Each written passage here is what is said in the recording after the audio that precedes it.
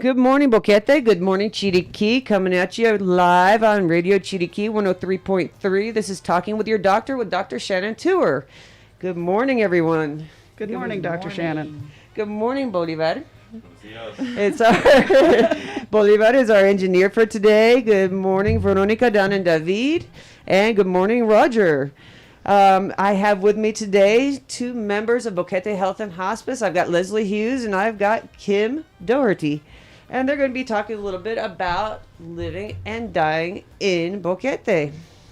Yes, several years ago, a group of volunteers got together and determined that there were so many differences between dying here in Panama and dying in their passport country that they needed to put together a guide on what to do when things happen, because there's certain procedures that have to follow in a specific order to make life and death a little bit easier.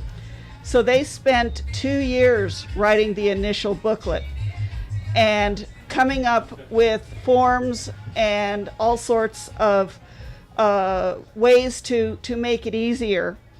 And they wrote it, and then they started giving workshops, and it was found to be very, very useful, and the community accepted it. I mean, it sounds very like a very morbid thing to do when you get here, to think about dying in a foreign country. It is, but it's better to plan for it than have it take you by surprise and you not be ready for it. Exactly. And many people don't know what to expect from medical care here to what to do if you die outside of your own passport country. What do you do? Where do you start? Who do you call? Yes, and in 2019, a group of volunteers got together and decided to update, rewrite, revise, simplify the guide, and they contacted funeral homes in David and talked to doctors and talked to ambulance services and talked to the anyone who could possibly be involved in a death. And they rewrote the book, and it has been updated once since then. The book contains instructions on what to do in what order. It contains forms to be filled out for everything from when the doctor shows up to what information the doctor will need, Right. to what to take to the electoral tribunal, to what to do if it's something that the police must get involved in. Right, a suspicious type death. That's not a expected death. So there's a lot of information in the book. And we're not talking a pamphlet. We're talking an actual like notebook-sized book. We're talking something that's over 40 pages at this point. Exactly. And having seen it, and I haven't seen the updated version, but having seen it, it is very helpful and very precise and concise, basically. I mean, it's definitely a big help, because I've had people that have just gotten here, had a tragedy happen, and, we're trying to look through the papers, find, birth certificate to get parents' names and that kind of thing, and birthplaces and whatever else, all the information that the doctor needs to fill out the forms to turn in for a death certificate. And of course, if you're in shock and you're depressed and whatever else, how are you going to remember any of this stuff? Yes, if my husband dropped dead of a heart attack, I'm not sure I could tell you his mother's name or his birth date or his social security number or anything else. I'd want to focus on my emotions at the time and making sure he was taken care of, rather than dealing with the minutia of a bureaucracy. And the book gives you the forms that you fill it out, you've got the information ahead of time, the doctor shows up, or you've got to go to an office, you hand them the paper, and it's a lot easier to deal with. Right, because here's a lot of footwork. I mean, you get the paperwork, and then you have to take a billion copies with you to all the different government offices. And meanwhile, you're dealing with the funeral company, and you're taking things to the tribunal, and you're just pulled in 10 different directions. You have no idea which way's up. Kim knows all about that. She had to go through this a year ago, and she is our spokesman at this point, Mm-hmm. because she knows what she's a living testimony on what She is. this being prepared program can do for a person and a family. Right. She was so thankful to have the guide. I was. I like what it says in the introduction of the booklet. We talked about how it's a depressing issue, and it is, but in the introduction it says you only die once, so do it right and do it the way you want. Mm-hmm. And we talked about different issues beforehand this morning about things my husband personally wanted, and that's what we followed through on. It's important to be prepared in your head, because when those heart issues come into play, you're not able to use your head. Mm-hmm. So in the end of 2019, Bud began to be ill, and we thought he had pneumonia, and then he was diagnosed with something more severe. As early as March, I believed that he would not wake up the next day. It was an inoperable mass. He did not want to go through treatment. It was during COVID. He did not want to be hospitalized. It was very And difficult just to get a diagnosis. It was very hard, and women and men days, and me having to go with him, and if he'd gone to the hospital, I might not have been able to see him or be there when he died. Mm-hmm. And so early on in 2020, I saw on Facebook about the Being Prepared manual, and went to Mailbox, etc., and got it, and just put it, like I've said in other interviews, on top of the refrigerator. But on a certain night during March, I even wrote in a diary I was keeping, "He won't live through the night." And I went down to the kitchen and got everything, because I had a notebook, and in it I had his passport, his cedula, I had his birth certificate, our wedding certificate, our deeds, our foundation paperwork, anything that I thought we might need, medications. And then even his will and his will. and his wishes. And as we say in the booklet, first and foremost, that the person you should get when you move is a physician, because that's who you're going to need, and an attorney and an accountant, and friends. Those are, and a banker you trust. Because a physician is less likely to come out and pronounce the death if they've never met the patient. Exactly. So you want to build up that relationship with that physician, and so we had done that with you, and so he did die on October 2nd.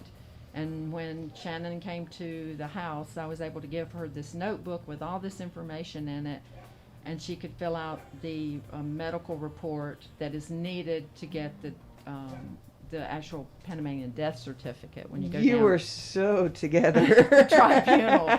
So anything she could have asked, I had it right there in that booklet, because yes, he was already dead, and but your heart is still there. The person I loved for 30 years was still there, and I did not want to be sitting around trying to remember social security numbers and different things like that. This booklet gives you information. As I said, it's important to get an attorney. I worked in a legal office in the United States, and so I knew a lot of this. And we had a will, and we had a living will, but that's not valid here. So when It's you move, not really. no, when you move to Panama, it needs to be in Spanish, and it needs to be under the direction, if possible, of an attorney.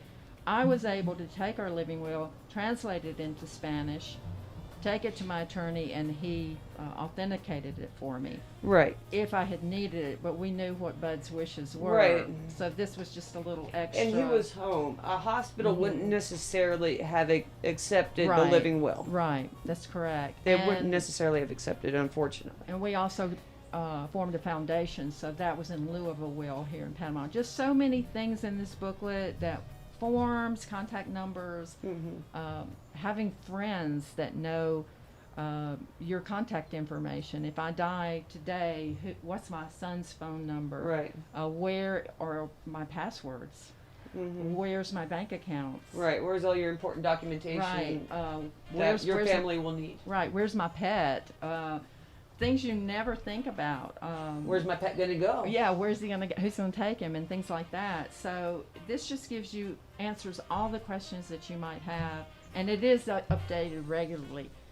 Every every week or so we come up with something different. Mhm. Like someone went to the tribunal to get their death certificate, and they did not put cause of death on the actual death certificate, so she had to go back later and have that reissued. Mhm. And later on, when we renew the booklet, we're thinking about putting the actual death certificate so people will know what it should look like. Right.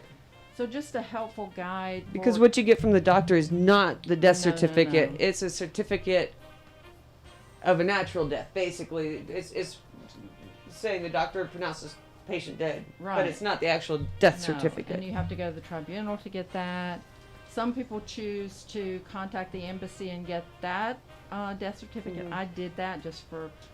Some people think the tribunal, obviously a lot of this is a personal decision, Right. and we can give you guidelines, but you have to do the legwork and do what's right for your family and your loved ones. Well, see, if you have anything, any legal holdings, any property, even if it's just in a corporation, you definitely need the Panamanian death certificate to be able to Mhm. do anything legally. That's right. Because if they're part owner of the house and you've just got a U.S. death certificate, it's going to be so much harder. Right. You right. just have to get the local, and you can get the other as well. Your bank needs to know. Yeah, right. Even Social Security in the U.S. needs to know. right, Grupo Agua, when they would come out to clean my tanks every month. Well, we had a contract with them, but it was in my husband's name. So when they came out this year, I had to change it to my name and then provide them with a death certificate. Right, you can't just take his name Yeah, off of it and put your name right. on. Same with the electric bill. Yeah, just so You can't just many take someone's things. name off. Even if you don't know that person and they haven't lived in the country for 10 years and you bought that house, if the electric bill is still in that person's name, you need to either be able to provide a death certificate or a notarized statement saying, I cannot find this person anywhere. Right, right. But this is updated regularly, and as we come across things that are new or different, or somebody has a different experience, then it's added to the booklet and updated. Yeah, one of the things that happened a couple of weeks ago is we had a survivor go down to the tribunal, and they took their two witnesses that they were supposed to, but only one spoke Spanish. Right. And the tribunal lady would not accept that. She wanted two witnesses who spoke Spanish. Right. Either an e-cedula or a local, and both have to speak Spanish. Right. And they can't be family members. Right.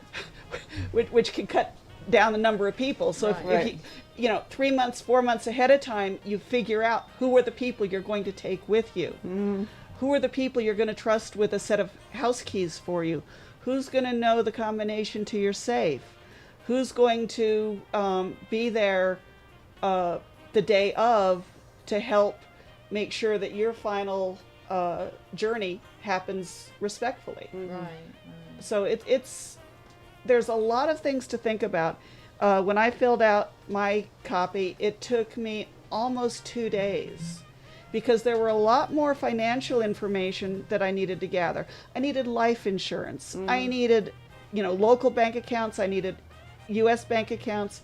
I needed phone numbers. I needed passwords. And it takes a long time to gather that. So now if both of us die, my husband and I, our neighbors know where everything is. They can go in, and the first thing they're going to do is call my doctor. The second thing they're going to do is call my daughter. And then everything, if they follow the book, everything should be very successful and very Should be fine. easy. Should be. Easier, I should say. Easier. It's never easy. It's like a roadmap for end of life.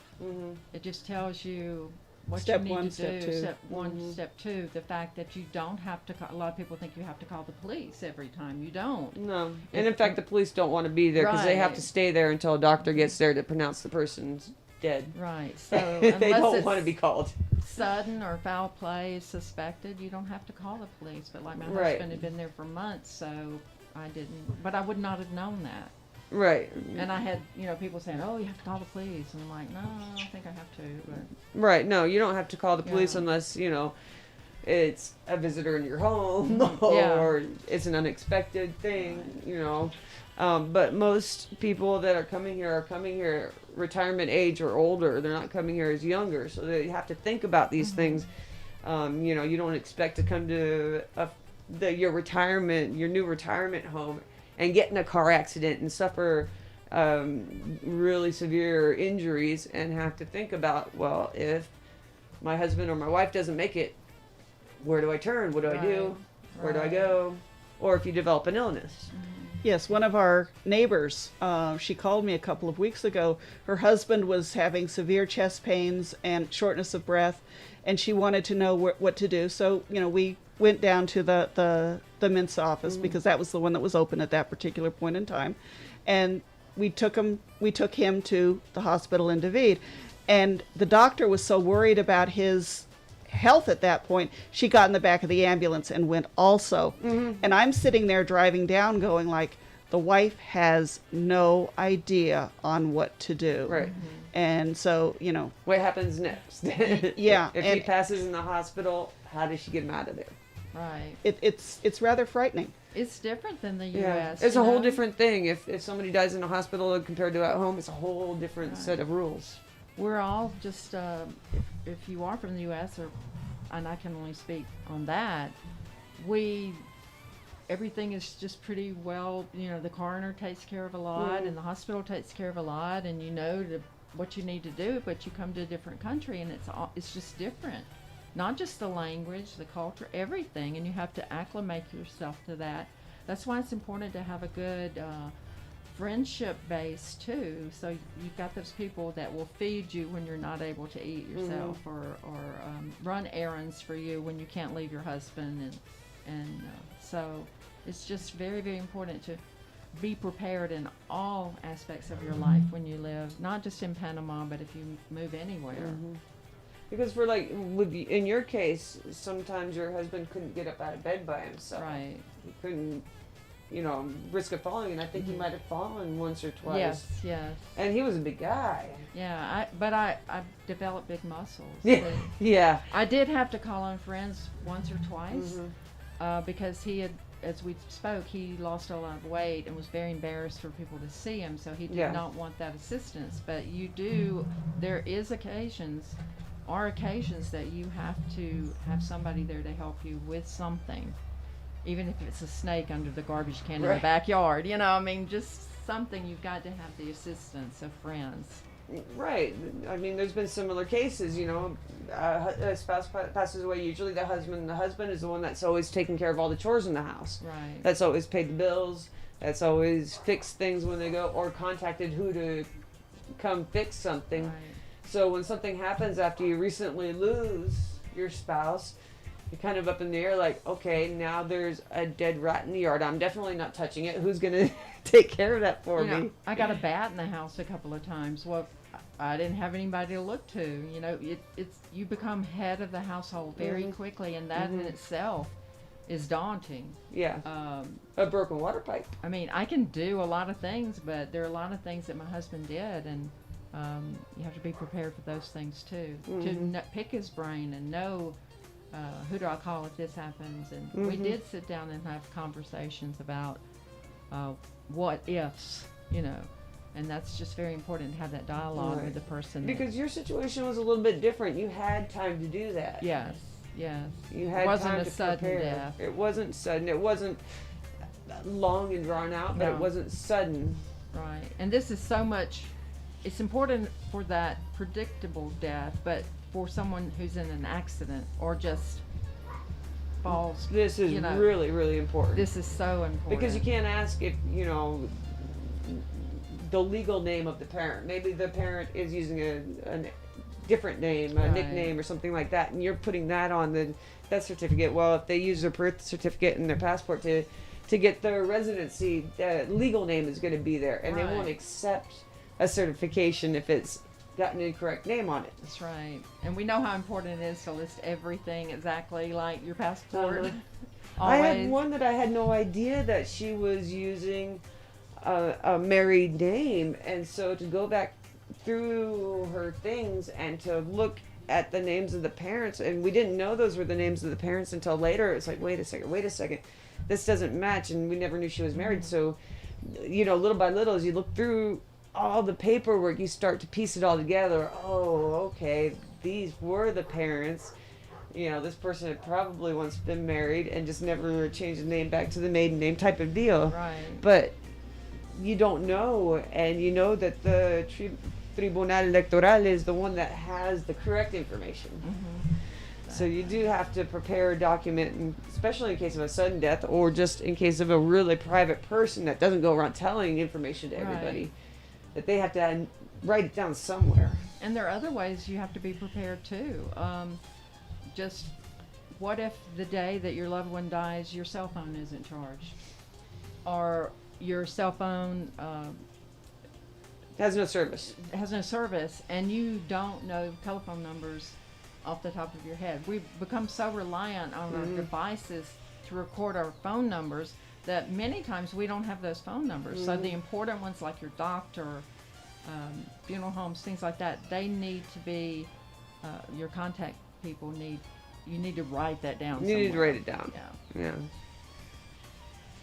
So, what else? The guide that has been published gives you the framework on what to handle, where to go, who to see, when to do it, in what order, and without that, you would tend to do things the way you would do them in your passport country.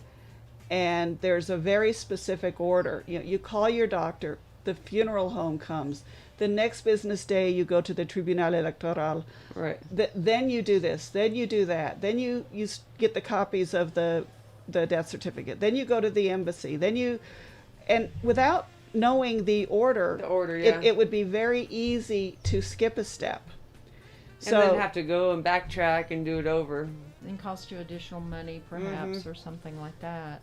Well, I know that sometimes even when we do the certification, sometimes, I'll do it in the middle of the night one night, and then the next morning I'll get a call early in the morning that there was a problem with the certification, that it had an error in it somewhere, a name was wrong, a date was wrong, and have to go back in and change it. So it is important to have all your ducks in a row.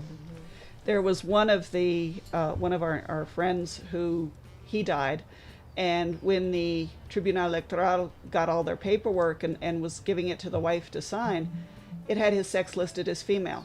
Yeah. So it was, going back in, trying to explain that no, he was a male, not a female, and it was difficult. And under the emotional stress that she was under, it's horrendous, and you're not thinking straight, and you want very much to see things done quickly and easily and efficiently, and you can't. Your brain won't work. It doesn't. It doesn't function well. And like you said, sometimes the Tribunal Electoral, when they put your information in the system when you first get into the country or immigration, they can make a mistake with your age, with your birth date. It's not going to match your passport or your cedula that you receive. And so there's a problem when you go and turn in paperwork in the Tribunal because it doesn't match. And they say, hey, wait a second.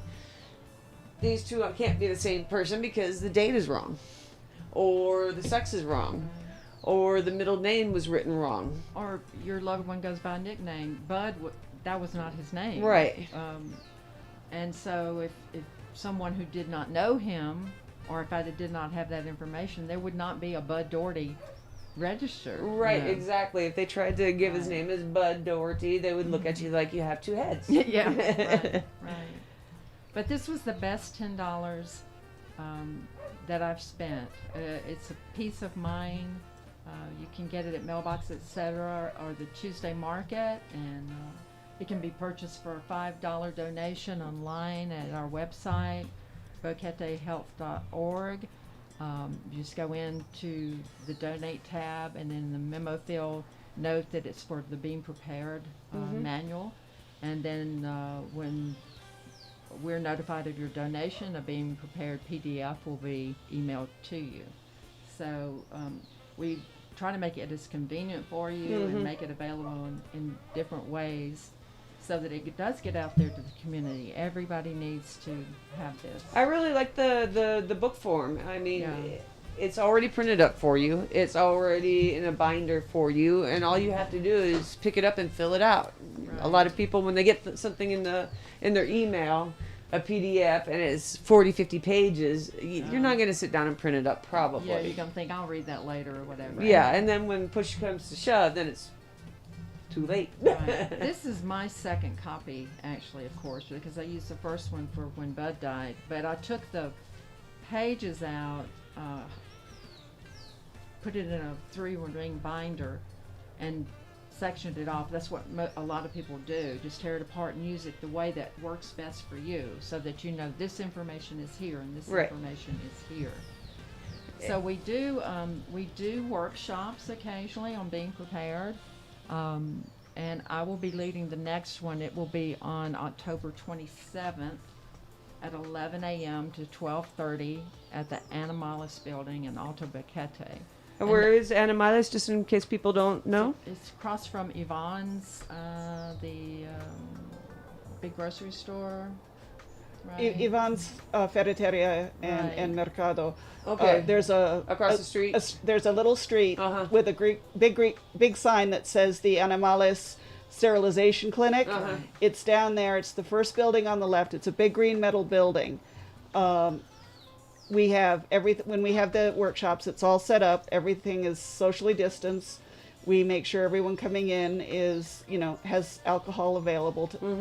Alcohol available, yes. I didn't get This that. is the No. type of class you need alcohol for. I'm just kidding. all just the kidding. all the Mensa regulations Right, are followed, right. and so Disinfecting alcohol is what That's she's correct. talking about. That's this is- exactly what I'm this is the building where the spay clinic is. So a lot of people know it. Everybody, that way. yeah, most people know where the spay clinic Right. is. And they go online to register. There is, if you look at our last newsletter, there's a button to click on that will allow you to go register, or you can register through our website.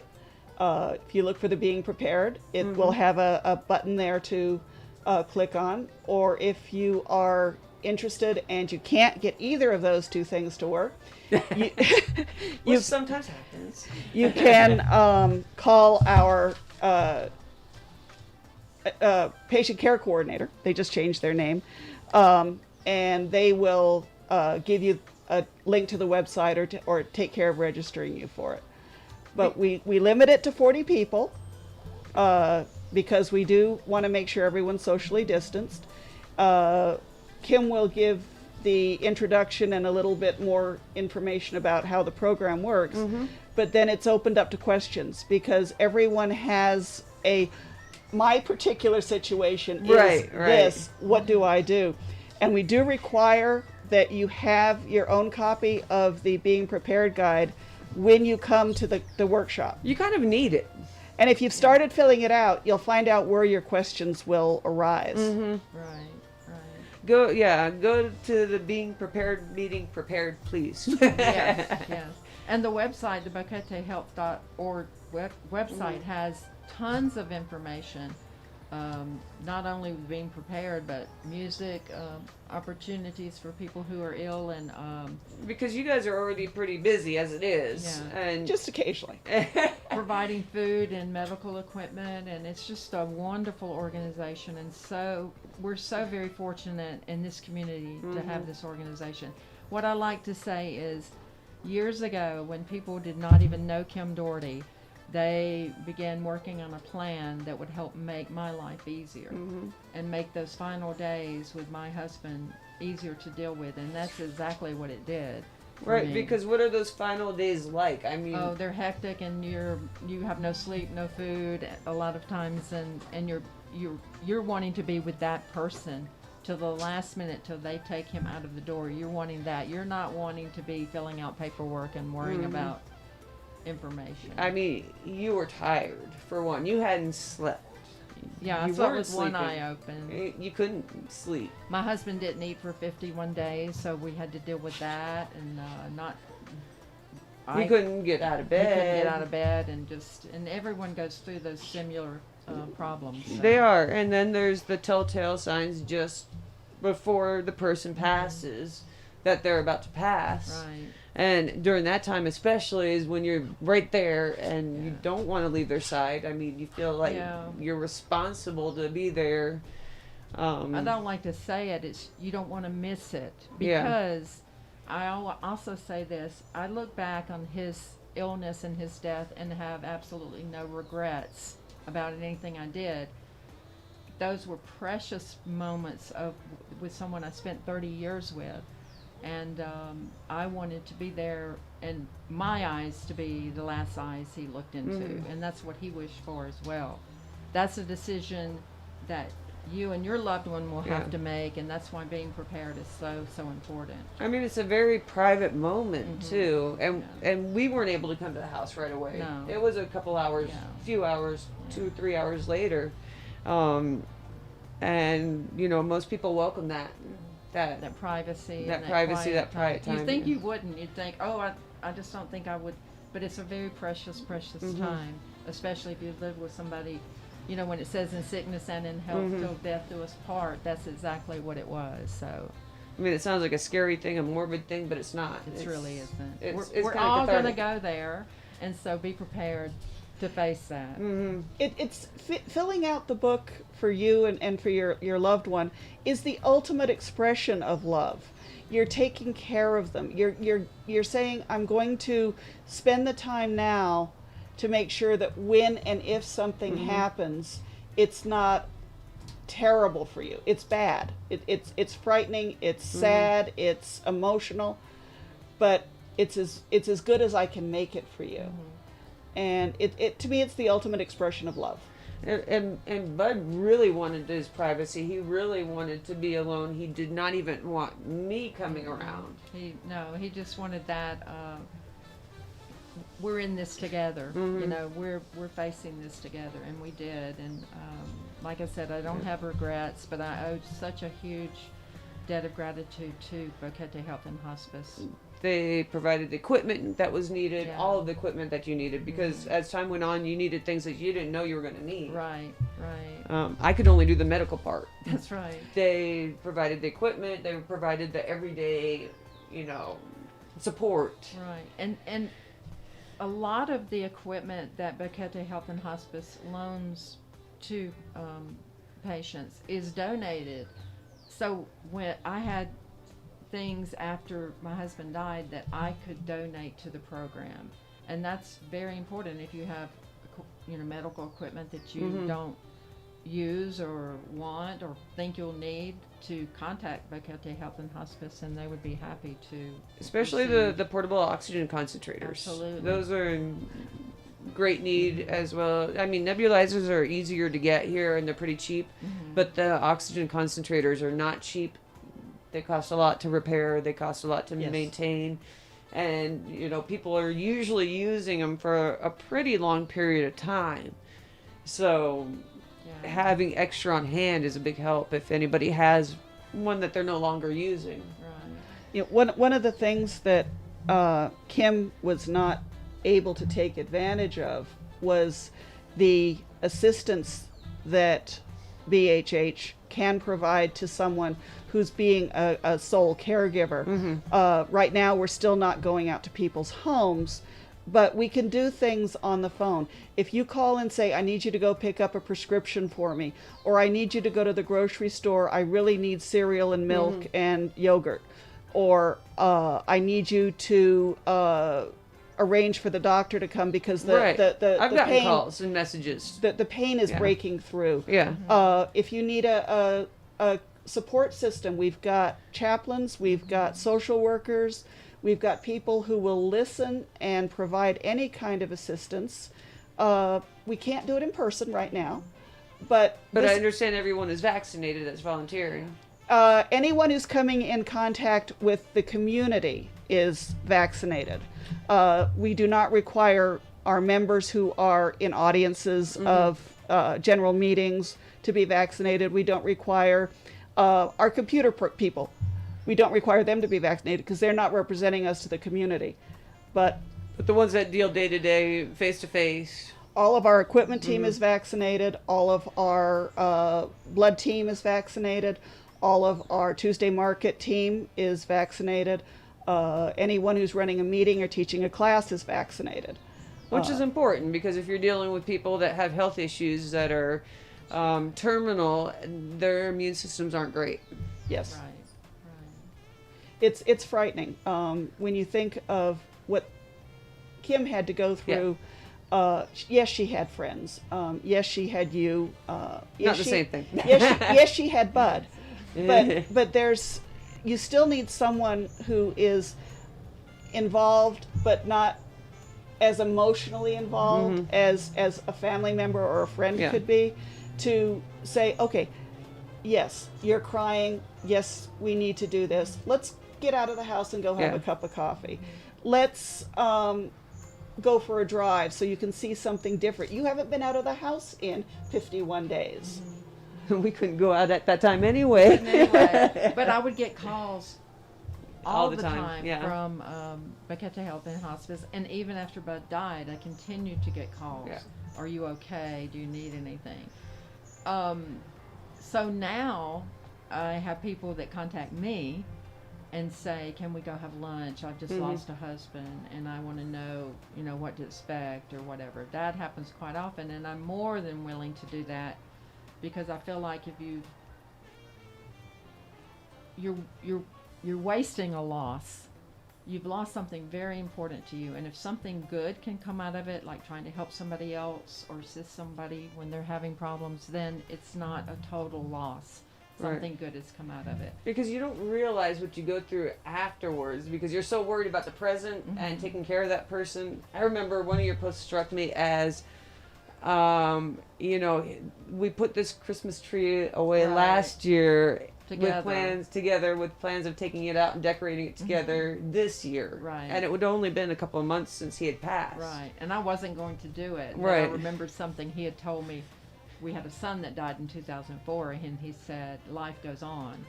And I told him at the time, I can't do this. And he told me, you don't have a choice.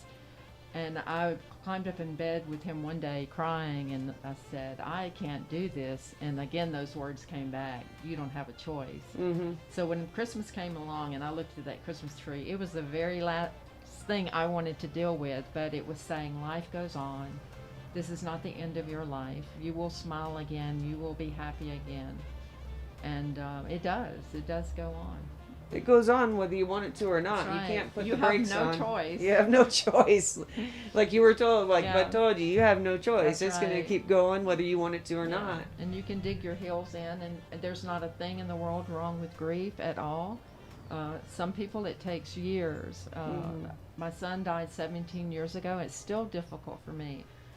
But it's like waves in the ocean. It just flows over you sometimes. You're not stuck in that puddle. And there's not a thing in the world wrong with grief. And there are people with Bacchetta Health and Hospice that will help you with that too if you have an issue afterwards. Right. We have a pretty good community here and always willing to jump in and help at a moment's notice. And it doesn't have to be between hours of 8 and 4, 8 and 6. No. There's people always available. We've had a couple of calls recently from women calling in tears, very emotional, not necessarily dealing with death, but they were afraid of something, whether it was an animal in the house, a spouse, a car accident, whatever it was. And our patient care coordinator spent hours just listening, not saying a whole lot, but just letting this person express what they needed to express. And a lot of our volunteers are really good listeners. And they go through training. They're not just people off the street that you put on a phone. They have their training courses to... We just completed a 3-day training course. We have 8 new volunteers. Great. And it was a course that was shared among a number of people who provide services to the organization. We had a person come in who does our friendship baskets and is our ambassador. Kim came in.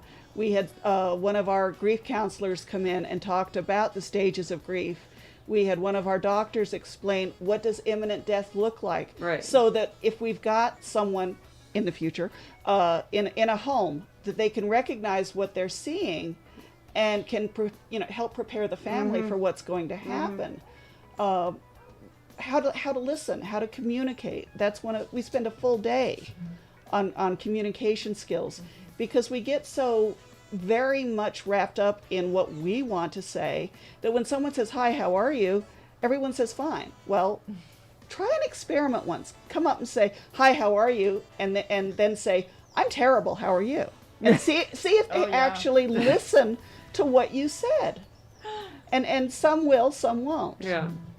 But it's an eye-opening experience to realize that whatever you say may or may not be understood by the person on the other side.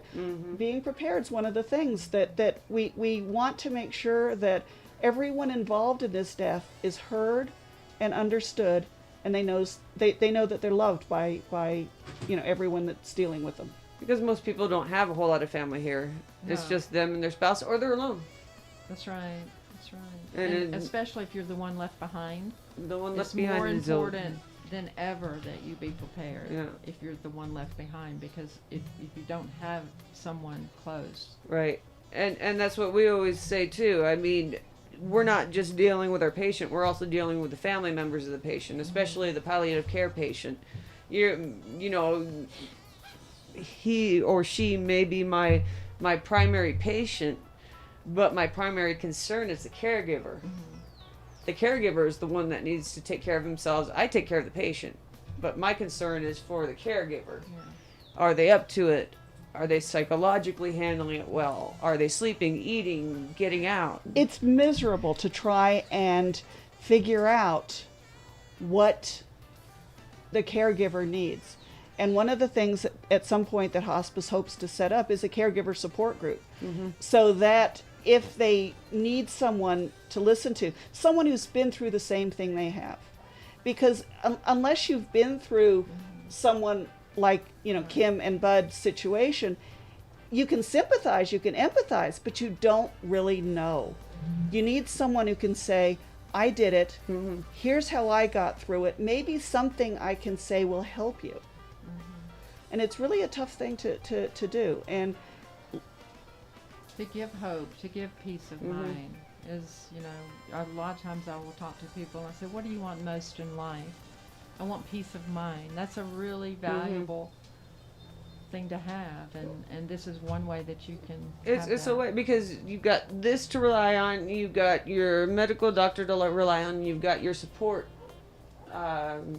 group to rely on, Boca Health and Hospice, you've got your friends, and you've got, a whole network Right. that is taking care of different aspects. Correct. And networking is one of the major things you have to learn how to do when you move to a foreign country, because it is probably just you and your loved one, or you by yourself.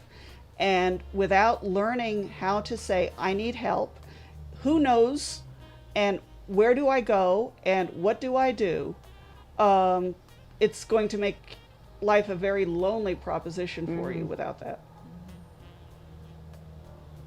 It sure is.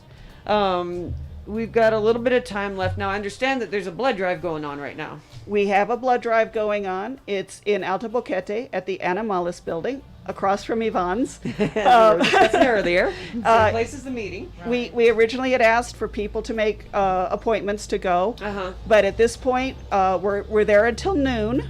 Okay. If anyone wants to just go by and donate, that's absolutely fine. Prerequisites are still age. You need to be under 65, and you need to be in good health and not running any kind of fever, and need to weigh at least 115 15, I pounds. think. Yeah.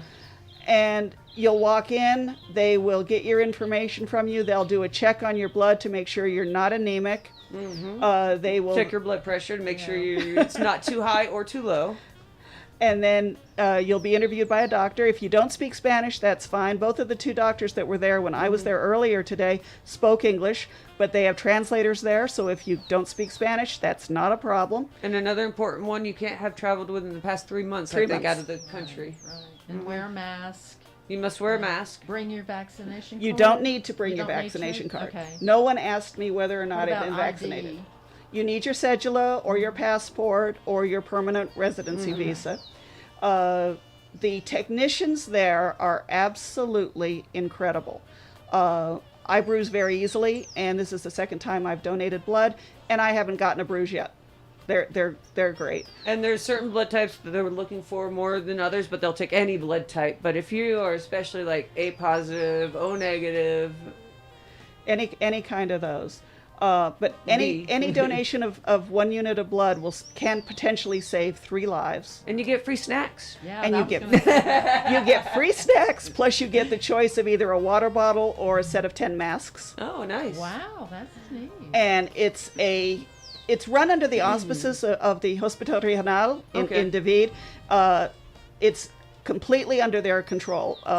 All BHH is doing is providing a helping hand. We provide the building, and we Advertising. You did advertising, and we take the reservations. But other than that, it's entirely under the auspices of the Hospital Regional, and they are great. And because the community donates, any member in the Boquete community, in the Boquete district, can go to any hospital and request blood, and You get like a little ticket as a receipt. you get a little card. Yeah. And you call our bloodline. They find out the information they need. They call the director of blood services at Hospital Regional, and Zaida Zapata will contact your surgeon or your doctor and make sure the arrangements are made for the blood to get there. It solves the problem of requesting your friends to drive down to David, Right. get tested, spend hours down there. We can get blood delivered in an emergency in less than an hour. Right. Boquete has their own spot in the blood bank. No, what we do is we get credits for the blood that we Okay. donate. So if, for example, we get 70 units of blood donated today, we will get an additional 70 credits. So they use the blood, Right. but then when, Has to be replaced by the patients using it. Right. So there's So- always a backup, supposedly. when one of our community members goes down, they say, I need 3 units of blood. We've already got this bank, Yeah. in quotes, like a brick Like and you mortar have bank. Yeah, it's like a virtual bank, kind of. You've got your little tickets as receipts saying that we have, a bank of like 70 units or 60 units or 30 units. Here's my receipts for 3 of them. Right. But you don't have to donate in order to take advantage of Right. what we've done. We have And had, most can't because they're over the age of 65 or have traveled. but if they don't want to if they cannot donate blood, we do have a matching gift program that we ask that you say, okay, for every pint of blood donated, you will contribute 50 cents or $1, Right. or you'll, regardless of how many, you'll donate $50 or whatever. Because you guys don't operate, you operate on donations basically for the equipment, for rent, for whatever. Right, but that just lets us cover the expenses of the Hospital Regional coming up to do the blood drive, because they still have to Right. pay their technicians, Right, and the you blood still has have to to pay get 'em. tested. Right. So it's not a money making situation No, for obviously, us. yeah. It's one of the community things that we do to make life better. Don't care, like I said, we don't care if you're vaccinated or not. We don't care. They didn't ask me. I had my vaccination card. I was waiting for them to ask me. They didn't. They just wanted to know, are you healthy? Are you at the minimum weight? Do you have high, Yeah. what medications are you on? Yep. And once I did that, everything was fine. Well, we're just about out of time for today. I would like to thank both of my guests, Leslie Hughes and Kim Doherty, for being here on the air today with me and talking a little bit about your personal experience with your husband, Bud, and what you went through and how much it helped you having this guide. I do recommend either pick up a copy at mailbox, etc., or go online to Boquete Health and Hospice and get your downloadable copy for your $5 donation. And anybody that wants to volunteer should call the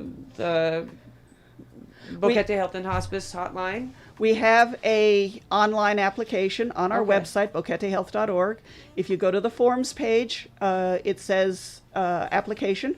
You fill it out online, submit it, and then the next time we have a class, we will contact you and see if you're still interested. Excellent. And for now, for today, everybody that can fit the criteria to go donate blood, Absolutely. go down to the Animales Clinic and go donate a pint of blood and pick up your mask, pick up your water bottle, get your snacks. That's right. But the most important thing is to donate blood.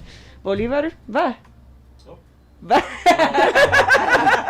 No, you can. No, you can't. No, I Okay, can't. okay. Not right now. That's okay. I was putting you on the spot. Yeah. I would like to also thank Bolivar, our engineer for today, Roger Guerra, and Veronica, Dan, and David. Everybody have a great weekend, and we'll see you back here next Saturday.